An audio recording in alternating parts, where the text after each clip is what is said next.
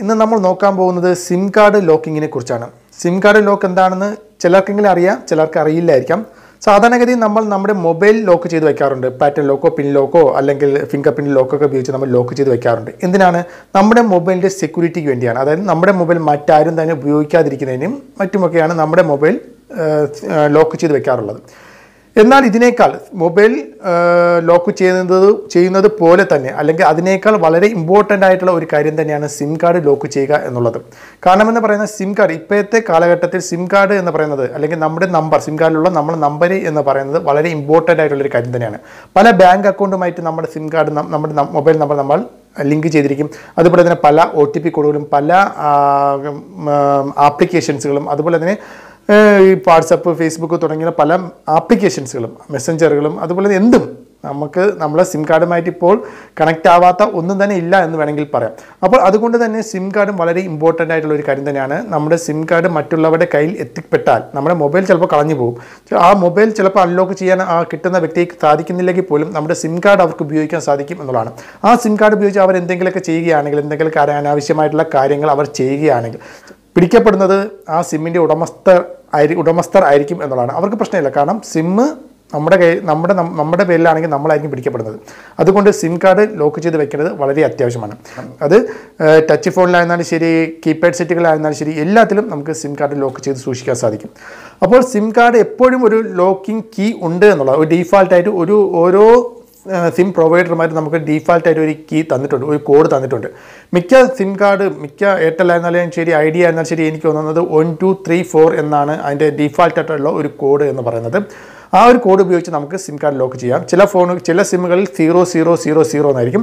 നിങ്ങളുടെ ഡീഫാൾട്ടായിട്ടുള്ള കോഡ് ഏതാണെന്ന് നിങ്ങൾക്ക് അറിഞ്ഞൂടെങ്കിൽ, നിങ്ങളുടെ സിമ്മിലെ ഡീഫാൾട്ടായിട്ടുള്ള പാസ്വേഡ് ഏതാണെന്ന് നിങ്ങൾക്ക് അറിഞ്ഞൂടെങ്കിൽ നിങ്ങൾക്ക് കസ്റ്റമർ കെയറിൽ വിളിച്ചുകൊണ്ട് നിങ്ങൾക്ക് ആ ഒരു കോഡ് നിങ്ങൾക്ക് കിട്ടാവുന്നതാണ്.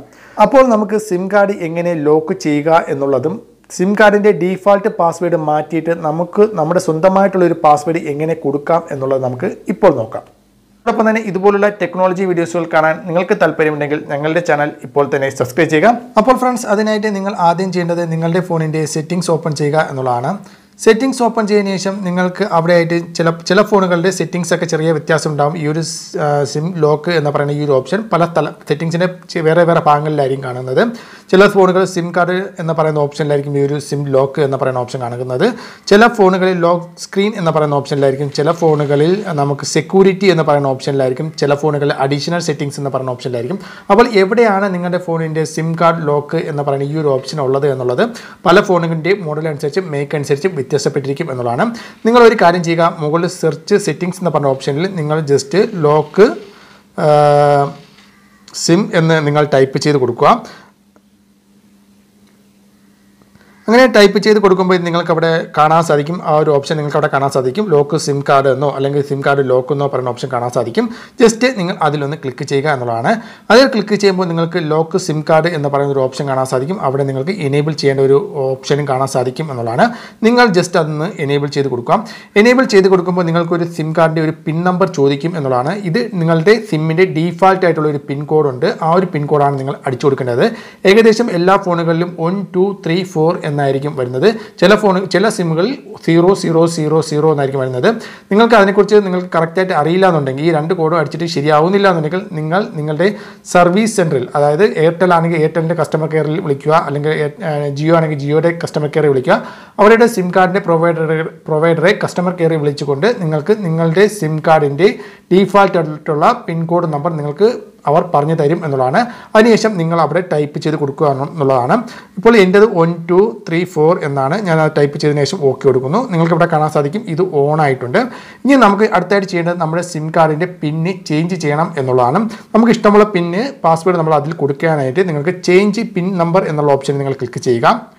അവിടെ ക്ലിക്ക് ചെയ്യുമ്പോൾ നിങ്ങൾക്ക് ഓൾഡ് സിം നമ്പർ നമ്മളിപ്പോൾ കൊടുത്ത പാസ്വേഡ് ഉണ്ടല്ലോ, ഡീഫാൾട്ടായിട്ടുള്ള പാസ്വേഡ് ഉണ്ട്, അത് ജസ്റ്റ് നിങ്ങൾ ടൈപ്പ് ചെയ്ത് കൊടുക്കുക. അതിനുശേഷം ഓക്കെ കൊടുക്കുക. അതിനുശേഷം ന്യൂ പിൻ നമ്പർ നിങ്ങൾക്ക് പുതുതായിട്ട് ഏതാണോ കൊടുക്കേണ്ടത് അത് നിങ്ങൾക്ക് കൊടുക്കാവുന്നതാണ്. നിങ്ങളുടെ വണ്ടി നമ്പരോ അല്ലെങ്കിൽ നിങ്ങൾക്ക് പെട്ടെന്ന് ഓർമ്മിക്കാൻ സാധ്യമാവുന്ന രീതിയിലുള്ള പിൻ നമ്പറാണ് നിങ്ങൾ കൊടുക്കേണ്ടത്. കാരണം എന്ന് പറയുന്നത് 3 പ്രാവശ്യം തെറ്റായിട്ട് അടിക്കുകയാണെങ്കിൽ ചിലപ്പോൾ PUK കോഡൊക്കെ കൊടുത്ത് നമുക്ക് വീണ്ടും നമ്മുടെ സിം വീണ്ടും ആക്ടിവേറ്റ് ചെയ്യേണ്ടതായിട്ട് വരും. അതുകൊണ്ട് നമ്മൾ എപ്പോഴും ഓർമ്മിക്കത്തക്ക രീതിയിലുള്ളൊരു പാസ്വേഡ് മാത്രമേ കൊടുക്കാവൂ. ഒരിക്കലും മറന്നു പോകരുത്. ഞാൻ ജസ്റ്റ് 2222 എന്ന് കൊടുക്കുന്നു. അതിനുശേഷം ഓക്കെ കൊടുക്കുന്നു. വീണ്ടും ഒന്നും കൂടെ നമ്മളത് കൺഫർമേഷനായിട്ട് കൊടുക്കേണ്ടതായിട്ട് വരും. അത് കൊടുത്ത് ഓക്കെ കൊടുക്കുന്നു. അങ്ങനെ ചെയ്യുമ്പോഴത്തേക്കും നമ്മുടെ സിം കാർഡിൻ്റെ ലോക്ക് പാസ്വേഡ് ചേഞ്ച് ആയിട്ട് നിങ്ങൾക്ക് കാണാൻ സാധിക്കും. ഇനി നമ്മുടെ മൊബൈൽ എപ്പോൾ സ്വിച്ച് ഓഫ് ചെയ്ത് ഓൺ ആക്കിയാലും അല്ലെങ്കിൽ ഈ ഒരു സിം കാർഡ് മറ്റൊരു മൊബൈലിലിട്ട് ഓൺ ആക്കിയാലും ഫസ്റ്റ് നമ്മുടെ സിം കാർഡിൻ്റെ പാസ്വേഡ് ആയിരിക്കും ചോദിക്കുന്നത്. ഈ പാസ്വേഡ് കൊടുത്താൽ മാത്രമേ നമ്മുടെ സിം കാർഡിൽ സിഗ്നൽ വരികയും അതുപോലെ തന്നെ അതിനുള്ളിലുള്ള കോൺടാക്റ്റുകളും മറ്റ് കാര്യങ്ങളും എല്ലാം തന്നെ നമുക്ക് നമ്മുടെ മൊബൈലിൽ ഷോ ആവുകയും ചെയ്യുകയുള്ളൂ എന്നുള്ളതാണ്. അതായത് നമ്മുടെ സിം കാർഡ് ആക്ടിവേറ്റ് ആകണമെന്നുണ്ടെങ്കിൽ ഈ ഒരു പാസ്വേഡ് കൊടുത്താൽ മാത്രമേ ആക്ടിവേറ്റ് ആകുകയുള്ളൂ. നിങ്ങൾ സിം കാർഡൊക്കെ ലോക്ക് ചെയ്ത് എല്ലാം കറക്റ്റാക്കി ചെയ്ത് വെച്ചു, എല്ലാം റെഡിയാക്കി. ഒരു പക്ഷേ നിങ്ങളുടെ സിം കാർഡിൻ്റെ പാസ്വേഡ് നിങ്ങൾ മറന്നു പോവുകയാണ് എങ്കിൽ നിങ്ങൾക്ക് 3 ചാൻസാണ് അതിൽ നൽകുക എന്നുള്ളതാണ്. അതായത് 3 പ്രാവശ്യത്തിനകത്ത് വെച്ച് നിങ്ങൾ അതിൻ്റെ കറക്റ്റ് പാസ്വേഡ് നിങ്ങൾ കൊടുത്തിരിക്കണം. ഇല്ലാന്നുണ്ടെങ്കിൽ 3ാമത്തെ പ്രാവശ്യവും നിങ്ങൾ തെറ്റായിട്ടുള്ള പാസ്വേഡാണ് നിങ്ങൾ അതിൽ കൊടുക്കുന്നത് എങ്കിൽ നിങ്ങളുടെ സിമ്മ് ഒരു ടെമ്പററി ആയിട്ട് ബ്ലോക്കായി പോകും എന്നുള്ളതാണ്. പെർമനൻ്റ് ആയിട്ടല്ല, ടെമ്പററി ബ്ലോക്കായി പോകും. പിന്നെ ബ്ലോക്കായി പോയ ഈ ഒരു സിം കാർഡ് നിങ്ങൾക്ക് ആക്ടിവേറ്റ് ചെയ്യണമെന്നെങ്കിൽ അല്ലെങ്കിൽ പുതിയതായിട്ട് നിങ്ങൾ വീണ്ടും ഓണാക്കി എടുക്കണമെന്നുണ്ടെങ്കിൽ നിങ്ങൾ അതിൽ ഒരു PUK കോഡ് കൊടുക്കേണ്ടതായിട്ട് ആവശ്യമുണ്ട്.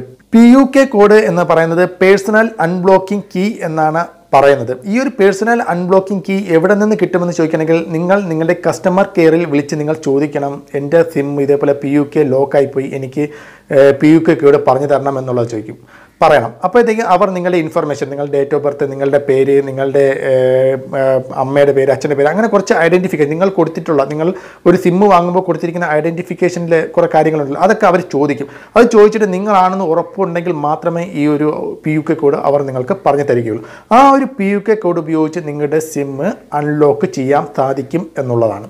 അപ്പോൾ അതും 10 പ്രാവശ്യത്തിനകത്ത് വെച്ച് നിങ്ങൾ കറക്റ്റായിട്ടുള്ള ഒരു PUK കോഡ് നിങ്ങൾ അടിച്ചിരിക്കണം. 10 പ്രാവശ്യവും നിങ്ങൾ തെറ്റായിട്ടുള്ള ഒരു PUK കോഡാണ് നിങ്ങൾ അടിക്കുന്നത് എങ്കിൽ നിങ്ങൾക്ക് എന്ത് സംഭവിക്കും? നിങ്ങളുടെ സിമ്മ് പൂർണ്ണമായും ബ്ലോക്കാവും എന്നുള്ളതാണ്. പെർമനൻ്റ്ലി ബ്ലോക്ക് ആവും. പിന്നെ നമുക്ക് ആ സിമ്മ് വാങ്ങണമെന്നുണ്ടെങ്കിൽ, ആ ഒരു സിമ്മ് നമുക്ക് വീണ്ടും കിട്ടണമെന്നുണ്ടെങ്കിൽ, ആ നമ്പർ നമുക്ക് കിട്ടണമെന്നുണ്ടെങ്കിൽ നമ്മൾ പിന്നെ സർവീസ് സെൻറ്ററിൽ പോയിട്ട് അല്ലെങ്കിൽ കസ്റ്റമർ സർവീസ് സെൻറ്ററിൽ പോയിട്ട് അവിടെ നിന്ന് നമുക്കൊരു ഫോമൊക്കെ പൂരിപ്പിച്ച് കൊടുക്കേണ്ടതായിട്ട് വരും. നമുക്ക് നമ്മുടെ സിമ്മ് തിരിച്ച് ഒരു ഡ്യൂപ്ലിക്കേറ്റ് സിമ്മ് നമുക്ക് കിട്ടാനായിട്ട്. അതായത് മറ്റേ സിമ്മ് ബ്ലോക്ക് ആയി കഴിഞ്ഞാൽ പിന്നെ ബ്ലോക്കായി, പിന്നെ അതിലൊന്നും ചെയ്യാൻ സാധിക്കില്ല. പിന്നീട് നമ്മൾ അതിൻ്റെ കസ്റ്റമർ കെയർ സെൻറ്ററിൽ പോയിട്ട് നമുക്ക് ആ ഒരു സിമ്മിൻ്റെ ഒരു ഡ്യൂപ്ലിക്കേറ്റ് സിം എടുക്കേണ്ടതായിട്ട് വരും എന്നുള്ളതാണ്. അതൊക്കെ വളരെ ബുദ്ധിമുട്ടുള്ള കാര്യമാണ്. PUK കോഡ് നിങ്ങൾ കറക്റ്റായിട്ട് അടിച്ച് കൊടുത്തു കഴിഞ്ഞാൽ യാതൊരുവിധ പ്രശ്നവും ഇല്ല എന്നുള്ളതാണ്.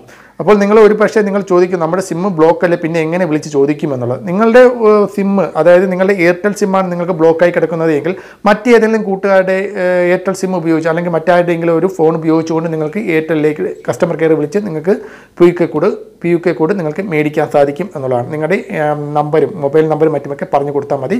ഐഡൻറ്റിഫിക്കേഷനൊക്കെ പറഞ്ഞു കൊടുത്തു കഴിഞ്ഞാൽ നിങ്ങൾക്ക് PUK നമ്പർ അവർ കിട്ടും. ഞാൻ പറഞ്ഞ കാര്യങ്ങളെല്ലാം നിങ്ങൾക്ക് മനസ്സിലായി കാണുമെന്ന് വിചാരിക്കുന്നു. ഏതെങ്കിലും തരത്തിൽ ഈ ഒരു വീഡിയോയുമായി ബന്ധപ്പെട്ട് സംശയമുണ്ടെങ്കിൽ താഴെ കമൻറ്റ് ചെയ്യുക, ഞങ്ങൾ റീപ്ലൈ നൽകുന്നതായിരിക്കും. അടുത്തൊരു നല്ലൊരു വീഡിയോയുമായി വീണ്ടും കാണാം. ബൈ.